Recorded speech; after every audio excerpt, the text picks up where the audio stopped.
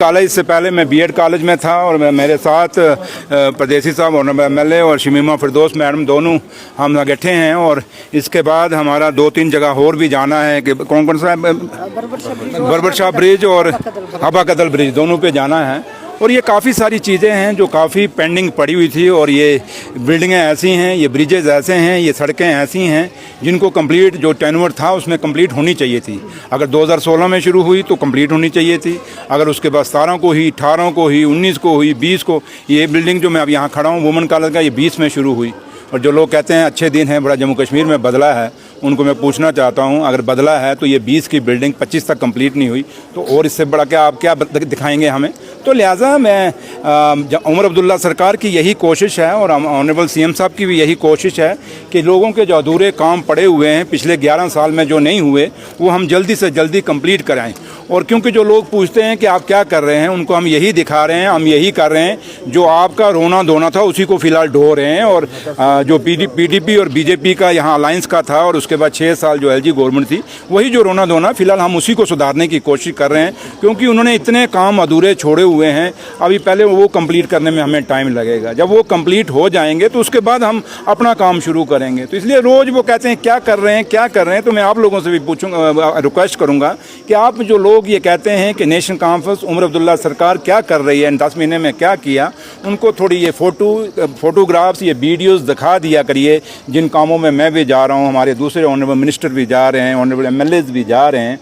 और जो काम कंप्लीट हुए उनको दिखाइए कि ये कंप्लीट क्यों नहीं हुए। तो लिहाजा काफ़ी सारी चीज़ें हैं जिनको हमें कंसंट्रेट करने की ज़रूरत है। और अभी हमारा टूर है, आगे भी जाना है। तो लिहाजा यही है कि उमर अब्दुल्ला सरकार का मकसद एक ही है कि जिस विश्वास जिस भरोसे से हमें जिता के लोगों ने भेजा है उमर अब्दुल्ला सरकार को, वो विश्वास और वो भरोसा उस पर हम खरा उतरेंगे। और 5 साल बाद हम अपना हिसाब एक तरफ वो हैं, वो एक लॉलीपॉप लीडर साहब हैं, रोज़ उठ के वो बोलते हैं कि जी उमर अब्दुल्ला साहब ने क्या किया। उनको मैं पूछना चाहता हूँ, आप हमारा तो 5 साल हम अपना जवाब देंगे तभी इलेक्शन में जाएंगे, लेकिन आप तो अपने 11 साल का पिछला बताओ ना कि क्या किया है। वो अपना ऐसा हिसाब नहीं दे रहे और हमारा हिसाब पूछ रहे हैं। स्टेटहुड आप नहीं मांग रहे, क्या आपकी डिमांड नहीं है?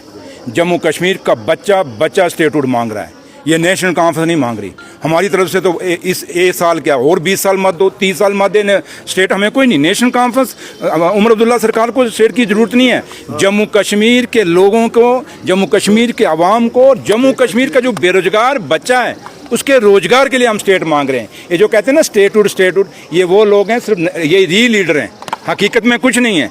अगला इलेक्शन इनको कहो मोदी साहब को उतार के पीछे से तो इलेक्शन लड़ो, ये सबकी जमानतें जब्त हो जाएंगी जो बीजेपी के 28 के 28 जीते हुए हैं। ये सिर्फ मोदी साहब के नाम पे वहाँ जीतते हैं। और सबसे बड़ी बात, उस एलओपी लीडर साहब को पूछना, जो लॉलीपॉप लीडर साहब हैं, उनको पूछना कि आप रोज़ बातें करते हो, हम पे इल्ज़ाम लगाते हो।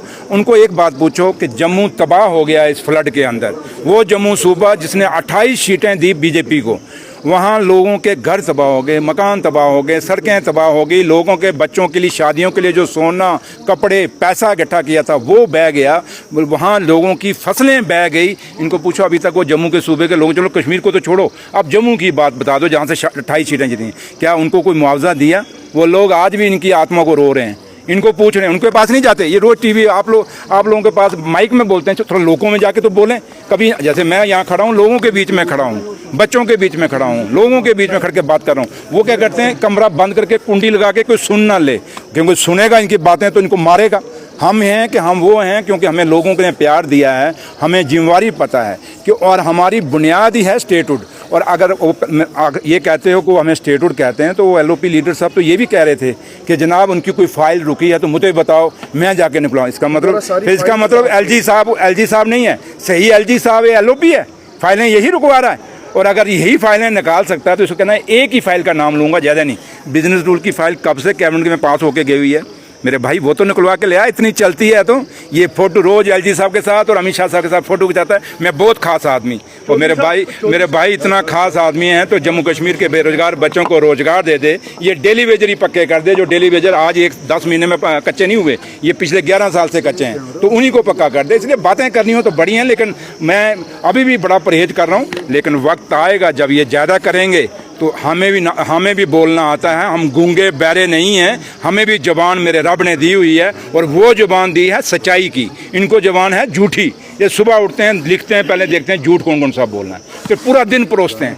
हम वो हैं, सुबह उठते हैं, भगवान को याद करते हैं, उस रब को याद करते हैं, ये मेरे मालिक, मेरा लीडर भी यही कहता है कि मेरे मालिक हमारे मुंह से कोई झूठ मत बुलवाना, कोई ऐसा वादा मत करवाना जो हम लोगों का पूरा ना कर सकें। Thank you. जे में स्टेट देश है या नहीं है, ये वो लॉलीपॉप लीडर साहब को पूछो।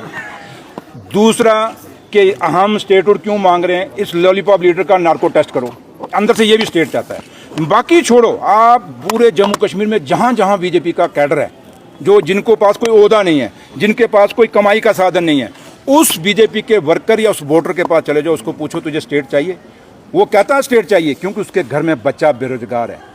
जिस घर में बीजेपी के वर्कर के घर में बच्चा बेरोजगार है, हर वो बीजेपी का आदमी, वो वोटर चाहता है कि हमें स्टेट मिले, और वो महसूस कर रहा है कि हमने 28 सीटें इनको जिता के गलती की। कम से कम नेशनल कॉन्फ्रेंस स्टेटहुड पे बोल तो रही है, ये वो गूंगे हैं, डरते हैं, बोलते ही नहीं, बोलते हैं तो पापा मारता है। तो इनको पता है कि अगर थोड़ा सा गलत बोल दिया कहीं इनको, क्योंकि सुबह महबाजी का देख लो, कल क्या बयान था उसका, वही बयान जो LOP दे रहा है, जो सुनील शर्मा दे रहा है। और हम भी बड़े हो गए थे कि महबा जी वहाँ गई हैं, LG को मिल के आई हैं, फ़ोटो बड़ा वायरल हुआ था, और मैंने भी आप लोगों से बात की थी कि महबा जी बताएं तो सही प्रेस को कि क्या बातचीत करके आई हैं।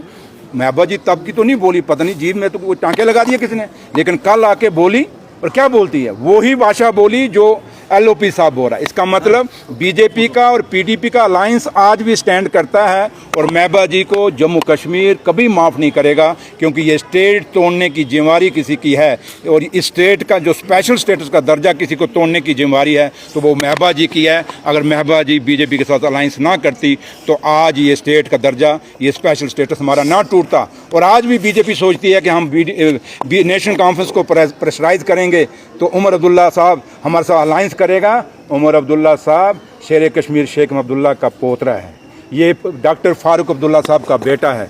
ये इनका अपनी एक सोच है, और वो विज़न जो शेर कश्मीर था, वो जम्मू कश्मीर को मजबूत करने वाला विज़न, उसी को लेके हम चल रहे हैं। हम कभी भी नहीं चाहेंगे, क्योंकि उन्होंने मैंडेट बीजेपी के अगेंस्ट दिया है, तो हम बीजेपी के साथ कभी अलायंस नहीं करेंगे। चलो।